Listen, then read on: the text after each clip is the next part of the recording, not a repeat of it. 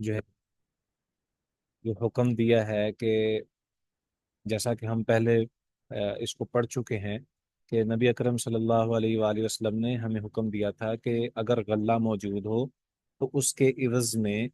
अगर हमारे सामने फलों की सूरत में दरख्तों के ऊपर चीज़ मौजूद हो तो उसको हम तब्दील ना करें। यानी हम उसमें से वो उसको जब तक हम उसका वज़न और उसकी पैमाइश जो है उसको कंफर्म ना कर लें उस वक़्त तक हम इसको नहीं तब्दील कर सकते या खरीदो फरोख्त उसमें से नहीं हो सकती या चेंज नहीं कर सकते। तो उसी सिलसिले में ये अब एक हदीस है हमारे सामने। सैयदना अबू हुरैरा रज़ी अल्लाह ताला अन्हु की हदीस है। आप में से कोई पढ़ना चाहता है इसे? पढ़िए। बिस्मिल्लाह।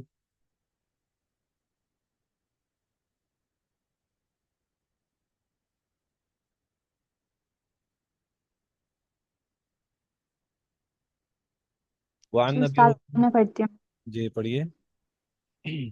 वअन अबी हुरैरता रज़ियल्लाहु अन्हु अन्न रसूलल्लाह सल्लल्लाहु अलैहि वसल्लम रख़्ख़स फ़ी बैइल अराया बिख़र्सिहा मिनत तमरी फ़ीमा दूना ख़म्सति अवसुक़िन अव फ़ी ख़म्सति अवसुक़िन मुत्तफ़क़ुन अलैह। जज़ाकल्लाह खैर। सैयदना अबू हुरैरा रज़ी अल्लाह ताला अन्हु की रिवायत है। वो बयान करते हैं कि बिलाशुबा रसूलुल्लाह सल्लल्लाहु अलैहि वसल्लम ने रुखसत रुखसत अता फरमाई थी बैल अराया बै अराया में बेखर सिहा मिन तमरी फीमा दूना खमसद औसकिन कि इन्हें इनके अंदाजे की कुछ खजूरों के इवज फरोख्त किया जाए। यानी जो खुश खजूरें हैं उसके इवज में उनको जो फीमा दूना खमसद औसकिन 5 वसक से कम अगर खजूरें हों तो उनको उनके बदले में हम तब्दील कर सकते हैं। औफी खमसद औसकिन वो 5 वसक से कम हों या 5 वसक ही क्यों ना हो तो उनको हम तब्दील कर सकते हैं। मुत्तफकुन अलैह। तो इसका मतलब ये है कि इस रिवायत में जो बयान किया है ना कि दूना खमसत औसकिन 5 वसक से कम या 5, ये रावी की तरफ से शक है कि रसूलुल्लाह सल्लल्लाहु अलैहि वसल्लम ने जो है वो दोनों अल्फाज बयान किए हैं या एक ही बयान किए हैं।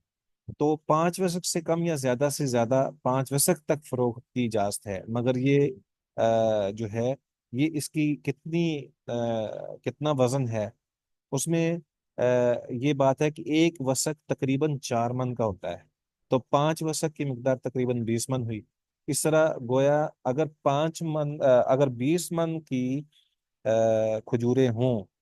तो उनकी खरीदो फरोख्त या तब्दीली जो है वो खुश्क खजूरों के साथ की जा सकती है। तो इस हदीस से ये भी मालूम हुआ है कि यानी अंदाज़ा लगाना, तखमीना लगाना ये भी जायज़ है बशर्ते कि वो बंदा जो तखमीना वगैरह लगा रहा है वो उससे अच्छी तरह वाकिफ हो। यानी वो खूब जानता हो, उसको बकायदा महारत हो इस बात की कि वो ईमानदारी के साथ एक चीज़ जो है वो उसका तखमीना लगा सकता है।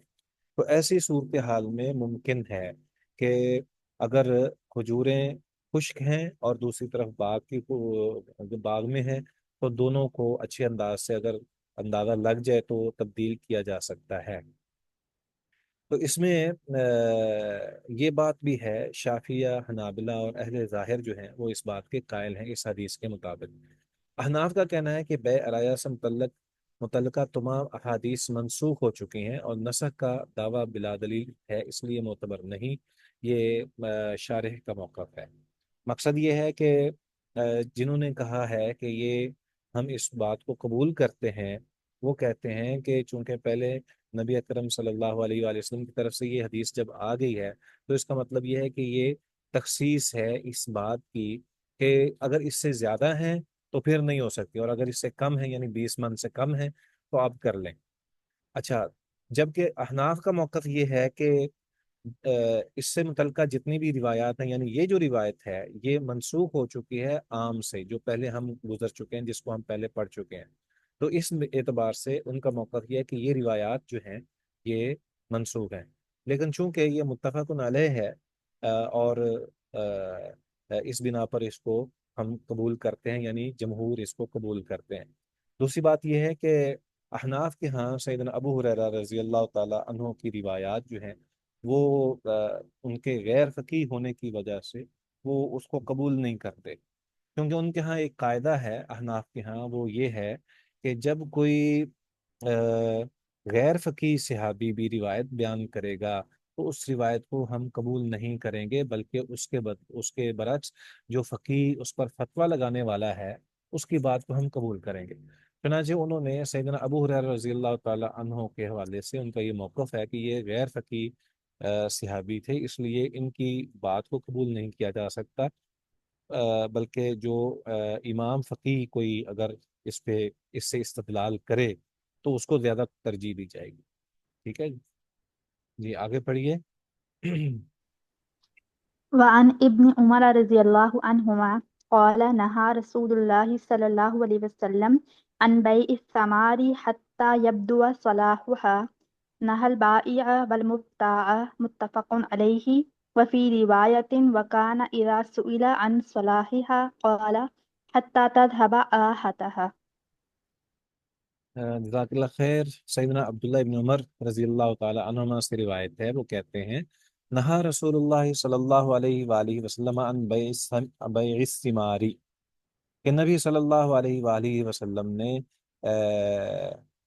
پھلوں کو ان پھلوں کی خرید و فروخت سے منع فرما دیا، حتیٰ یہاں تک کہ یبدو صلاحها، یہاں تک کہ ان کے پکنے کی جو وضاحت ہو جائے، یعنی وہ واضح ہو جائیں کہ یہ پک چکے ہیں، تو ایسی صورت میں ان کو جو ہے وہ بیچا جا سکتا ہے، خریدا جا سکتا ہے۔ لیکن اگر وہ واضح نہیں ہیں تو پھر نہیں۔ نہل بیع والمبتاع متفق علیہ، یعنی نبی اکرم صلی اللہ علیہ وآلہ وسلم نے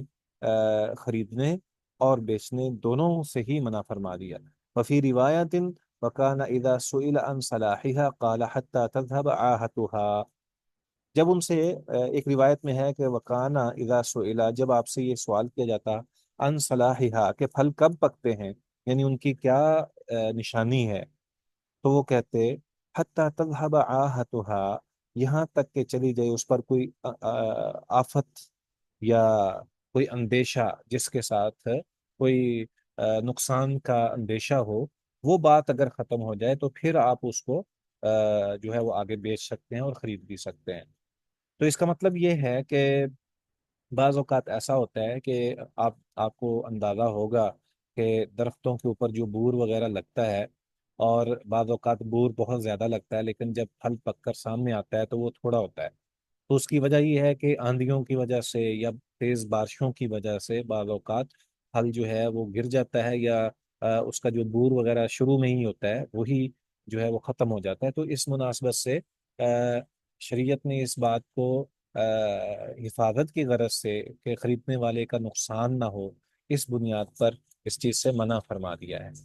تو اگر ان کی صلاحہ سے مراد ان کی پھلوں کی سرخی یا زردی، آئندہ جو اگلی حدیث ہے اس میں اس بات کا ذکر بھی آ جائے گا، جس میں اس بات کی طرف اشارہ ہے کہ یہاں تک کہ جو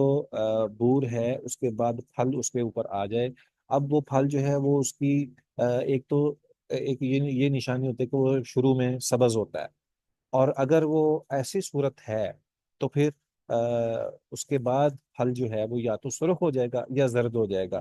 یہ کھجوروں کی عموماً نشانی ہے، یہ کھجوروں کی عموماً نشانی ہے کہ کھجوریں پکنے سے پہلے وہ یا سرخ ہو جاتی ہیں یا پھر زرد ہو جاتی ہیں، تو اس کی طرف اشارہ کیا ہے کہ یہاں تک کہ ان کی بالکل سرخی اور زردی جو ہے وہ سامنے آ جائے تو پھر اس کا خریدنا اور بیچنا جائز ہے۔ جی۔ وعن انس بن مالک رضی اللہ عنہ ان النبی صلی اللہ علیہ وسلم نہى عن بیع الثمار حتى تزحی، قیل وما زحوها قال تحمار وتصفار، متفق علیہ۔ ہاں جی، جزاک اللہ خیر۔ سیدنا انس رضی اللہ تعالی عنہ، انس بن مالک رضی اللہ تعالی عنہ، یہ نبی اکرم صلی اللہ علیہ وآلہ وسلم کے خدمت گزار تھے، اور ان کی والدہ کا نام ام سلیم تھا۔ جو کہ نبی اکرم صلی اللہ علیہ وآلہ وسلم کی ایک خالہ کی حیثیت بھی رکھتی تھیں، اور آپ علیہ الصلوۃ والسلام ان کے گھر میں جایا کرتے تھے اور وہاں بعض اوقات آرام بھی فرمایا کرتے تھے۔ یہ وہی ام سلیم ہیں جن کے پاس نبی صلی اللہ علیہ وآلہ وسلم کی خوشبو تھی، یعنی پسینہ جو ہے وہ جمع کیا کرتی تھیں، اور ان کو اس پسینے کو وہ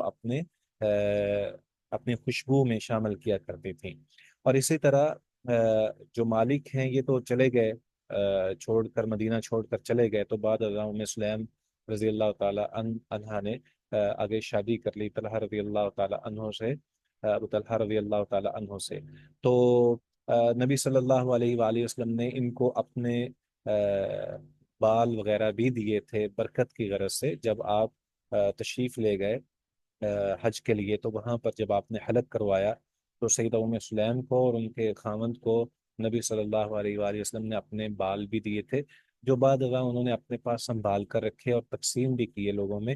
تو ان کے ساتھ نبی صلی اللہ علیہ وسلم کا بڑا اچھا تعلق تھا۔ تو سیدنا انس رضی اللہ تعالی عنہ بیان کرتے ہیں کہ ان النبی صلی اللہ علیہ وآلہ وسلم نہا عن بیع الثماری، نبی صلی اللہ علیہ وآلہ وسلم نے پھلوں کی خرید و فروخت سے منع فرما دیا، حتیٰ تزہیا، یہاں تک کہ وہ پکنے کے قریب ہو جائیں، یعنی وہ واضح ہو جائیں۔ قیل وما زہوہا، ان کے پکنے سے کیا مراد ہے؟ قال تحمار و تصفار، یا تو وہ سرخ ہو جائیں یا وہ پیلے یعنی زرد ہو جائیں، متفق علیہ۔ ہاں جی، آگے۔ وعنه رضي الله عنه أن النبي صلى الله عليه وسلم نهى عن بيع الإناب حتى يصفد وعن بيع الحب حتى يشتد. رواه الخمسة إلا النسائي وصححه ابن حبان والحاكم. جزاک اللہ خیر۔ انہی سے روایت ہے، سیدنا انس بن مالک رضی اللہ تعالی عنہ سے روایت ہے کہ ان النبی صلی اللہ علیہ وآلہ وسلم نہا عن بیع العنب، نبی صلی اللہ علیہ وآلہ وسلم نے انگوروں کو بیچنے سے منع فرما دیا، حتیٰ یسود، یہاں تک کہ وہ سیاہ ہو جائیں، وعن بیع الحب وعن بیع الحب حتیٰ یسود حتیٰ یشتد، اور اسی طرح نبی اکرم صلی اللہ علیہ وآلہ وسلم نے دانے کو سخت ہونے سے پہلے فروخت ہونے سے منع فرما دیا۔ رواہ الخمسۃ الا النسائی وصححہ ابن حبان الحاکم۔ مقصد یہ ہے کہ انگوروں کا جو رنگ ہے ہمارے یہاں تو یعنی یہ پیلے بھی ہیں، سبز بھی ہوتے ہیں، اور اس کے علاوہ پیلے بھی ہوتے ہیں، اور اس کے علاوہ سیاہ بھی ہیں۔ تو نبی اکرم صلی اللہ علیہ وآلہ وسلم نے سیاہ انگوروں سے جب تک وہ سیاہ نہ ہو جائے مکمل طور پر، تب تک اس کو بیچنے سے منع فرما دیا۔ مقصد یہی ہے کہ ہو سکتا ہے کہ اس سے پہلے اس کو کوئی نقصان پہنچ جائے، اور پھر بعد ازاں وہ اس قابل نہ ہوں کہ ان کو استعمال کیا جا سکے۔ تو اس مناسبت سے نبی صلی اللہ علیہ وسلم نے فرما دیا کہ ان کو یہاں تک کہ وہ سیاہ ہو جائیں تو پھر ان کو بیچا جائے۔ اور اسی طرح کوئی بھی دانے والی شے ہے، یعنی پھل وغیرہ، تو وہ جب تک سخت نہ ہو جائے، تو اس کا یہ یقین نہ ہو جائے کہ وہ اب مکمل ہو جائے گا اور مفید ہوگا، تب تک کے لیے نبی اکرم صلی اللہ علیہ وآلہ وسلم نے اس کو بیچنے سے منع فرما دیا۔ تو ان تمام روایات سے جو بات ہمارے سامنے آتی ہے وہ یہی ہے کہ جب تک پھل کے پکنے کی مکمل طور پر ہمارے سامنے صورت نظر نہیں آتی، تب تک ہم پھلوں کو درختوں کے اوپر ہوں تو ان کو بیچنا ہمارے لیے درست نہیں ہے۔ ہاں جی، یہی بات اس پہ اجماع جو ہے وہ نقل کیا گیا ہے۔ البتہ احناف کچے پھلوں کو خرید و فروخت کو بھی جائز قرار دیتے ہیں۔ جی، اگلی حدیث پڑھیے۔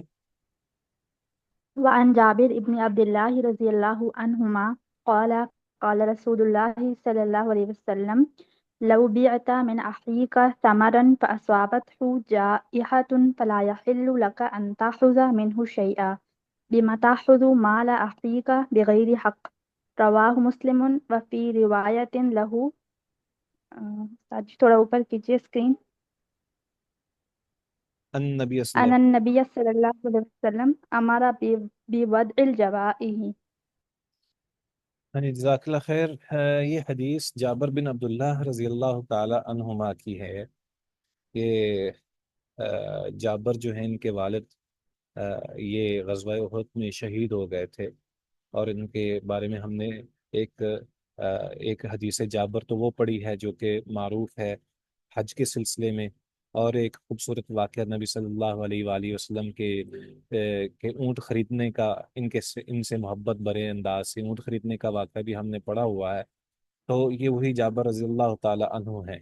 وہ کہتے ہیں کہ رسول اللہ صلی اللہ علیہ وآلہ وسلم نے ارشاد فرمایا، لو بعت من اخیک ثمرا فاصابته جائحة، اگر تم اپنے بھائی کو کوئی پھل فروخت کرو، فاصابته جائحة، اور پہنچ جائے اس پھل کو کوئی آفت وغیرہ، فلا یحل لک، تو اس سے وہ جو فروخت کی ہوئے مال ہے، یعنی اس کے بدلے میں جو تمہاری قیمت ہے یا ٹھیکہ وغیرہ ہے، تو اس سے وہ تمہارے لیے حلال نہیں ہے۔ فلا يحل لك ان تاخذ منه شيئا، نہیں ہے حلال تیرے لیے یہ کہ تو شے لے اس سے کچھ بھی۔ بما تاخذ مال اخیک، تو کیسے اپنے بھائی سے مال لے لے گا، یعنی بغیر کسی عذر کے، بغیر کسی وجہ کے۔ رواہ مسلم، وفی روایت اللہ، مسلم کی ایک روایت میں یہ بھی ہے، ان النبی صلی اللہ علیہ وسلم امر بوضع الجوائح، کہ نبی صلی اللہ علیہ وآلہ وسلم نے حکم دے دیا اس شخص کو جو جس کو نقصان پہنچ جائے، کہ اس کو کوئی آفت وغیرہ پہنچی ہے، کہ اس کو وہ اس کا جو بدلے میں جو قیمت ہے وہ چھوڑ دی جائے۔ ہاں جی، تو یہ ایک ضروری امر ہے۔ ہمارے ہاں یہ بڑا معروف معاملہ ہے کہ جب کوئی شخص کسی سے ٹھیکے پر زمین وغیرہ لیتا ہے، تو ایسی صورتحال میں اسے چاہیے کہ وہ اگر نقصان پہنچائے جس نے ٹھیکے پہ زمین لی ہے، تو وہ اس کو اس کا ٹھیکہ چھوڑ دے، کیونکہ بغیر وجہ کے آپ کسی سے اس سے مال نہیں اینٹ نہیں سکتے، کیونکہ اس کا نقصان ہوا ہے، اور اس کو تو اس بات پر یقین تھا کہ وہ اس سے کوئی نہ کوئی فائدہ حاصل کرے گا، لیکن نہیں ہو سکا، تو ہمارے لیے یہ جائز نہیں ہے کہ ہم بلا وجہ کسی پر بار ڈالیں۔ اب دیکھیں نا، ہم نے جو پچھلی روایات پڑھی ہیں، ان روایات میں بھی اس بات کی طرف اشارہ ہے کہ کیوں شریعت نے ممانعت کی ہے کہ جب تک پھل پک نہیں جاتے تب تک آپ اس کو بیچ نہیں سکتے۔ وجہ یہی ہے کہ ہو سکتا ہے اگر اس کو آفت آ جائے، جیسا کہ روایات میں مذکور ہے، تو اگر آفت آ جائے گی تو وہ بیچنا کیسا،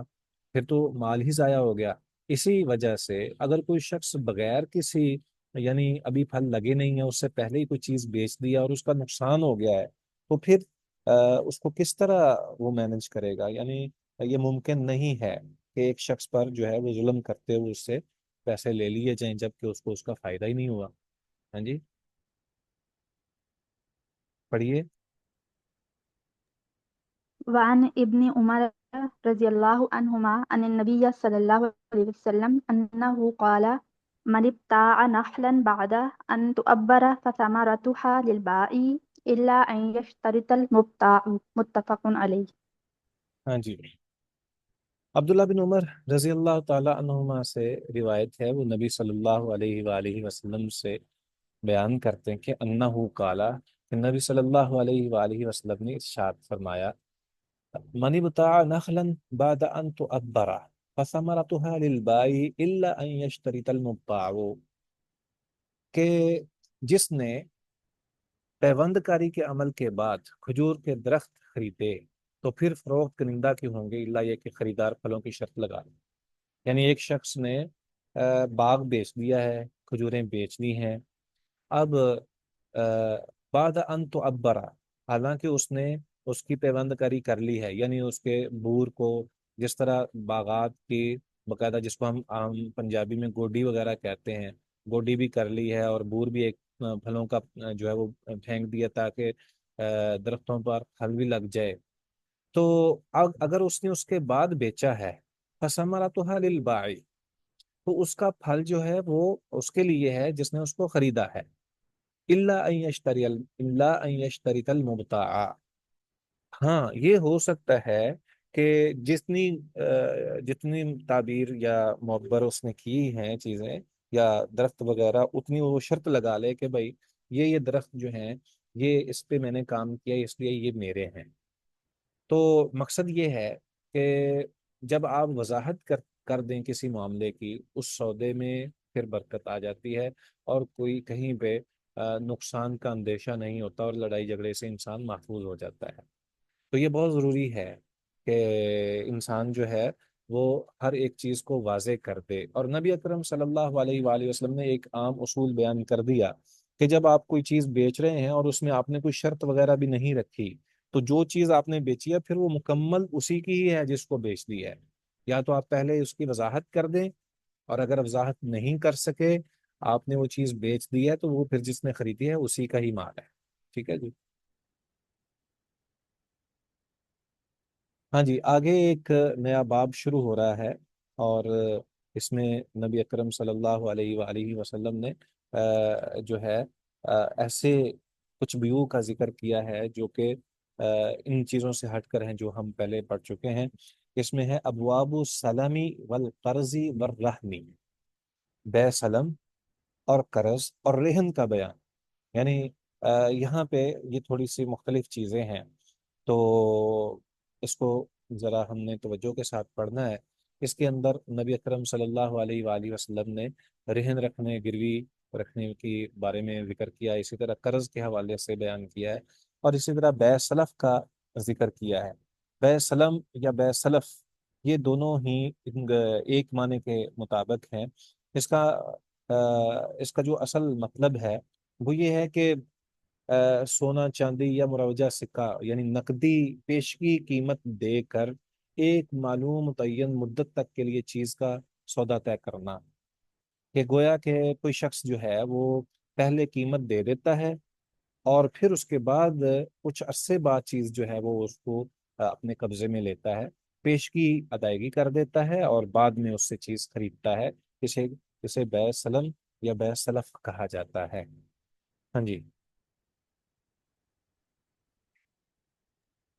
عن ابن عباس رضی اللہ عنہ قدم النبی صلی اللہ علیہ وسلم المدینة وهم يسلفون في الثمار السنة والسنتين فقال من أسلف في ثمر فليسلف في كيل معلوم ووزن معلوم إلى أجل معلوم متفق عليه وللبخاري من أسلف في شيء۔ جی، عن ابن عباس رضی اللہ تعالی عنہ قال قدم النبی صلی اللہ علیہ وآلہ وسلم المدینہ وهم یسلفون فی الثمار فی الثمار السنة والسنتین۔ نبی اکرم صلی اللہ علیہ وآلہ وسلم جب مدینہ پہنچے تو اہل مدینہ بے سلف کیا کرتے تھے پھلوں میں، 1 سال یا 2 سال کی عوض میں۔ فقال، آپ صلی اللہ علیہ وسلم نے فرمایا، من اسلف فی ثمر فلیسلف فی کیل معلوم ووزن معلوم الی اجل معلوم۔ جو شخص بے سلف کرے تو اسے چاہیے کہ وہ بے سلف اس انداز سے کرے کہ پیمائش بھی معلوم ہو، وزن بھی معلوم ہو، اور مدت بھی معلوم ہو۔ متفق علیہ۔ وللبخاری من اسلف فی شیء، یعنی جو کوئی بھی شخص جو ہے وہ قبل از وقت اگر قیمت دیتا ہے تو اس کو چاہیے کہ وہ قیمت دیتے ہوئے پہلے اس بات کا خیال رکھ لے کہ میں نے اس کا وقت، جو جو چیز میں نے لینی ہے وہ معلوم ہے، اور اس کی حدود یعنی اس کی کیفیات اور اس کی اصناف، وہ ساری کی ساری جو ہیں وہ بالکل واضح ہونی چاہیے۔ تو یہ ایک شرعی حکم ہے، تاکہ کہیں بعد ازاں اس سے جس نے پیش کی قیمت دی ہے وہ بھی پریشان نہ ہو، اور جس سے چیز لینے کا وعدہ لیا گیا ہے وہ بھی کہیں اس میں کوئی گڑبڑ نہ کر سکے۔ تو یہ چیز جو ہے وہ واضح ہے۔ اسی وجہ سے اسی وجہ سے شریعت نے خرید و فروخت کے معاملات کو لکھنے کا بھی حکم دیا گیا ہے کہ جو ہے وہ معاملات کو لکھا جائے، اور خرید و فروخت کو ہر صورت میں لکھا جائے۔ تو ہمیں بھی شریعت پر عمل کرنا چاہیے۔ جی۔ وعن عبد الرحمن بن أبزة وعبد الله بن أبي أوفى رضي الله عنهما قال كنا نصيب المغانم مع رسول الله صلى الله عليه وسلم وكان يأتينا أنبات من أنبات الشأم فنسلفهم في الحنطة والشعير والزبيب وفي رواية والزيت إلى أجل مسمى قيل أكان لهم زرع قال ما كنا نسألهم عن ذلك رواه البخاری۔ جی جزاک اللہ خیر۔ یہ حدیث بے سلف کے حوالے سے ہی ہے۔ اس میں عبد الرحمن بن ابزا اور عبداللہ بن ابی اوفا رضی اللہ تعالی عنہما یہ بیان کرتے ہیں، کننا نصیب المغانم مع رسول اللہ صلی اللہ علیہ وآلہ وسلم، کہ ہمیں غنیمتیں ملتی نبی اکرم صلی اللہ علیہ وآلہ وسلم کے ساتھ۔ وکانا یاتینا انبات من انبات الشامی، اب ہمارے پاس مال اور نقدی وغیرہ تو موجود ہوتی، وکانا یاتینا انبات، اور ہمارے پاس نبتی لوگ آتے۔ یہ عراقی لوگ تھے، انہیں اجمی بھی کہا جاتا ہے کہ یہ اجمی لوگ تھے جو کہ ہمارے پاس آتے شام کے علاقے سے، انبات من انبات الشامی، یعنی شام کے علاقے سے۔ اب یہاں پہ یہ بات ہمیں ہمارے ذہن میں ہونی چاہیے کہ شام کا علاقہ بہت ہی زرخیز تھا، بہت خوبصورت تھا، وہاں باغات تھے، وہاں بہت زیادہ فصلیں ہوا کرتی تھیں، اور اسی طرح جو اور کھجور، اور اسی طرح زیتون اور انگور وغیرہ، اور اس طرح یعنی ہر قسم کا پھل جو ہے وہ اس دور میں معروف تھا کہ شام کے اندر ہوتا ہے۔ آج بھی لبنان کے اندر اور شام کے مختلف علاقوں کے اندر بہت اچھے باغات ہیں، اور سب سے اچھے معروف جو خوش ذائقہ پھل وغیرہ ہیں وہ انہی علاقوں سے ہیں۔ تو آپ کے علم میں ہونا چاہیے کہ نبی اکرم صلی اللہ علیہ وآلہ وسلم جب مکہ میں دعوت اسلام دیتے تھے، اس موقع پر اہل مکہ نے ایک دفعہ نبی صلی اللہ علیہ وآلہ وسلم سے یہ بھی ایک بات کہی تھی کہ آپ ہمارے لیے جس طرح شام کے اندر باغات ہیں اسی طرح مکہ کے اندر باغات لگا دیں، اور اسی طرح ہمارے لیے سونے اور چاندی کے پہاڑ ہوں، اور وادیاں ہماری جو ہیں وہ سرخ زرخیز ہو جائیں، اور یہاں پر تو وہ اسی وجہ سے شام کا انہوں نے ذکر کیا تھا، کیونکہ اس دور میں شام کے علاقے کے پھل وغیرہ اور باغات بہت ہی زیادہ معروف تھے اور زرخیز علاقہ تھا۔ اور چونکہ اہل مکہ جو تھے یہ علاقہ سارے کا سارا صحرائی علاقہ ہے اور پتھریلا علاقہ ہے، اس وجہ سے یہاں تو کچھ نہیں ہوتا تھا، تو اس بنیاد پر انہوں نے کہا۔ تو بہرحال صحابہ اکرام یہ جو عبد الرحمن بن ابزہ اور عبداللہ بن ابی اوفا رضی اللہ عنہما بیان کرتے ہیں، فَنُسْلِفُهُمْ فِي الْحِنْطَةِ وَالشَّعِيرِ وَالزَّبِيبِ،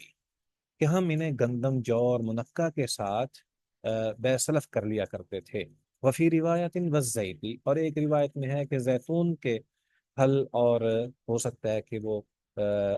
تیل ہو یا ہو سکتا ہے وہ پھل ہو، الی اجل مسمى، ایک وقت مقررہ تک، قیل اکان لهم زرع، تو انہیں کہا گیا، یعنی جب ان کے پاس جب یہ بات کر رہے تھے تو انہیں کہا گیا کہ اکان لهم زرع، کیا ان کے پاس کھیتیاں تھیں؟ قالا، ان دونوں نے کہا ما كنا نسألهم عن ذلك، ہم یہ نہیں سوال کرتے تھے کہ کیا تمہارے پاس اپنے باغات ہیں یا نہیں ہے۔ رواہ البخاری۔ مقصد یہ ہے کہ یہاں پر بڑا خوبصورت انداز سے ایک معاملہ ہمارے سامنے آ گیا ہے، اور وہ یہ کہ جب وقت مقرر ہو، قیمت متعین ہو، اور اصناف یا اجناس کی وصف جو ہیں یعنی اوصاف اور ان کی خوبیاں وہ بھی ہمارے سامنے واضح ہوں، تو ایسی صورتحال میں بے سلف کی جا سکتی ہے، اور اس کو لکھنا بہرحال ضروری ہے، کیونکہ پیشگی قیمت دے کر ہم کسی سے کوئی چیز سودا وغیرہ خریدتے ہیں تو یہ اعتماد کی بنیاد پر ہی ہے۔ حالانکہ یہ نبتی لوگ تھے، اور سوال کرنے والے نے بھی بڑا خوبصورت سوال اس لیے کیا، اور اس میں بڑی بڑی خوبی ہے اس سوال کے اندر، مزید اس کے بارے میں وضاحت جو ہے وہ پوچھی گئی ہے کہ کیا ان کے پاس اپنے باغات تھے جن سے آپ بیسلف کرتے تھے؟ یہ بھی تو ہو سکتا ہے نا کہ کوئی شخص وہ درمیان میں جسے ہم وچولا کہتے ہیں، یا دور حاضر میں ہم کمیشن ایجنٹ کہتے ہیں، کہ ایسا شخص ہو کہ وہ اس کے پاس اپنا مال تو نہیں ہے لیکن وہ وعدہ کر رہا ہے کہ میں تمہیں دوں گا، اور پھر وہ جا کے کہیں سے لا کے کسی سے خرید کر آپ کو بیچ دے۔ تو اس معاملے میں بھی چونکہ ہمارے پاس روایات گزر چکی ہیں جس میں اس بات کی طرف اشارہ کیا گیا اور اس کی حوصلہ شکنی کی گئی ہے کہ جب بندے کے پاس مال نہیں ہے تو وہ آگے بیچنے کی بات کرے، تو ہم نے جو روایات پڑھی ہیں جس میں اس بات کا ذکر ہے اور بالکل واضح طور پر حکم ہے کہ لا تبع ما لیس عندک، جو چیز، اور کما قال علیہ الصلوۃ والسلام کہ جو چیز تمہارے پاس نہیں ہے اس کو بیچنے کا تمہارے پاس حق بھی نہیں ہے۔ لیکن یہاں پہ 1 سال 2 سال بعد کی بات جو ہے وہ کی گئی ہے، تو کوئی ایسی صورت ہو سکتی ہے بے سلف کے، وہ اسی لیے یہاں پہ الگ سے بیان کیا گیا ہے تاکہ جو پہلے حکم عام تھا اس میں سے بے سلف کو الگ کر کے واضح کر دیا جائے کہ بعض اوقات ایسی صورتحال پیدا ہو جاتی ہے کہ علاقے میں وہ چیز موجود ہی نہیں ہے، تو اب لا محالہ وہ دوسرے علاقے سے لانی ہے، تو اس کے لیے بے سلف جو ہے وہ کی جا سکتی ہے، واللہ تعالی عالم۔ وعن أبي هريرة رضي الله عنه عن النبي صلى الله عليه وسلم قال من أخذ أموال الناس يريد أداءها أدى الله عنه ومن أخذها يريد إتلافها أتلفه الله تعالى رواه البخاري۔ سیدنا ابو ہریرہ رضی اللہ تعالی عنہ سے روایت ہے، وہ کہتے ہیں من اخذ اموال الناس، جس شخص نے لوگوں کا مال لیا، یرید وہ چاہتا ہے کہ ادا کہ اسے واپس لوٹائے، یعنی ادا بھی کرے، عد اللہ عنہ، اللہ تعالیٰ اس کی مدد کرے گا اور وہ اس کو لوٹا دے گا، یعنی عد اللہ، اللہ ادا کرے گا عنہ اس سے۔ ومن اخذها، اور جو مال لے، یرید چاہے اتلافا اس کو ضائع کرے، اتلفہ اللہ تعالی، تو اللہ تعالیٰ بھی اس کا مال جو ہے اس کو ہلاک کر دے گا، ضائع کر دے گا، رواہ البخاری۔ مقصد یہ ہے اس روایت میں کہ ہمیں یقینی طور پر ادھار وغیرہ کی ضرورت تو ہوتی ہی ہے، ہم کوئی بھی شخص جو ہے وہ جس لیول پہ بھی ہوتا ہے اس کو ادھار کی ضرورت رہتی ہی ہے، تو کسی نہ کسی کے پاس اگر کوئی اشیاء ہے تو دوسرے کے پاس مال ہے، تو اسی طرح ہی دنیا چلتی ہے، یہ نظام ایسا ہی چلتا ہے، حکومتیں بھی مقروض ہوتی ہیں اور عام ایک انسان بھی مقروض رہتا ہے، تو یہ سلسلہ اگر ہے تو پھر اس میں کیا ہے کہ انسان اگر کوئی کسی سے قرض لیتا ہے اور اس نے یہ اپنے ساتھ یہ مکمل یقین کے ساتھ یہ مال لیتا ہے، قرض لیتا ہے کہ میں اس کو واپس ضرور لوٹاؤں گا، اور اس کی نیت بالکل صاف اور درست ہے، تو اللہ تعالیٰ بھی اس کی مدد کرتا ہے۔ اور اگر کوئی شخص کسی کا مال اس بنیاد پر لے کہ میں، کوئی مسئلہ نہیں ہے، اگر واپس نہ بھی کروں گا تو کوئی حرج نہیں ہے، اور وہ نقصان کرتا ہے، تو ایسی صورتحال میں واقعتاً اس کا مال نقصان دہ ہی ثابت ہوتا ہے، یا وہ ادا ہی نہیں کر سکتا، تو یہ ایک حقیقت ہے۔ البتہ اس کو یہ معلوم ہونا چاہیے کہ جو کسی کا مال لیتا ہے اور پھر اس کے بعد اس کو واپس نہیں لوٹاتا، ایسے شخص کے جنازہ بھی نبی صلی اللہ علیہ وآلہ وسلم نے نہیں پڑھا، اور پھر آخرت میں اس کو وہ مال جو ہے وہ واپس کرنا پڑے گا، اور یقیناً یہ ممکن نہیں ہے کہ آخرت میں اس کے پاس کوئی مال ہو تو اس کے بدلے پھر بعض نیکیاں جو ہیں اس کی وہ اس کو واپس کرنی پڑیں گی، یعنی دینی پڑیں گی، اور اگر اس کے پاس نیکیاں نہیں ہیں تو اس کے گناہ جو ہیں وہ اس کو دیے جائیں گے، تو یہ اس سے بچنے کے لیے انسان کو چاہیے کہ وہ حقوق الناس جو ہیں وہ دنیا کے اندر جتنے بھی لوگوں کے حق حقوق ہیں اس کے ذمہ، وہ اس کو پورا کرے، یا پھر معافی تلافی کر لے۔ یہ بھی ایک صورت ہے کہ بعض دفعہ انسان جو ہے وہ دوسرے کا حق ادا نہیں کر پاتا، تو اس سے معافی مانگ لیتا ہے یا اس سے معذرت کر لیتا ہے، اور وہ سامنے والا جو ہے وہ معاف کر دیتا ہے۔ اسی طرح اگر کوئی ایسا شخص ہے جو کہ فوت ہو چکا ہے، آپ نے اس کا قرض دینا تھا، تو اس کے لیے کیا حل ہے؟ کوئی ایسی صورت بھی نہیں، یا کوئی ایسا شخص ان نون پرسن تھا، آپ نے اس کا مال جو ہے اس کو استعمال کیا لیکن آپ کو پتہ نہیں کہ اب اس کو کیسے لوٹایا جائے، تو ایسی صورتحال میں دو اس کے حل ہیں، ایک تو یہ کہ وہ مال صدقہ کر دیا جائے تاکہ اس کی نیت سے مال کو صدقہ کر دیا جائے، یا پھر یہ ہے کہ اس کے لیے بہت زیادہ دعائیں کی جائیں، بہت زیادہ دعائیں کی جائیں، اس کے اس مال کی عوض میں، یا جو چیز آپ کے پاس ہے اس کی عوض میں ایسی دعائیں کی جائیں تاکہ اللہ تبارک و تعالی اس کو اس کا اجر جو ہے وہ عطا کر دے، اور آپ روز قیامت اس دعا کی بنا پر اس سے اللہ تعالیٰ کی طرف سے بخشش حاصل کر سکیں، اور وہ بندہ بھی آپ کو اس بنیاد پر معاف کر دے، کیونکہ آپ نے اس کے لیے بہت زیادہ دعائیں کی اور اس کے لیے اس کے درجات کی بلندی کا باعث بنے ہیں۔ ٹھیک ہے؟ ہاں جی، کوئی سوال وغیرہ کرنا ہے آپ لوگوں نے؟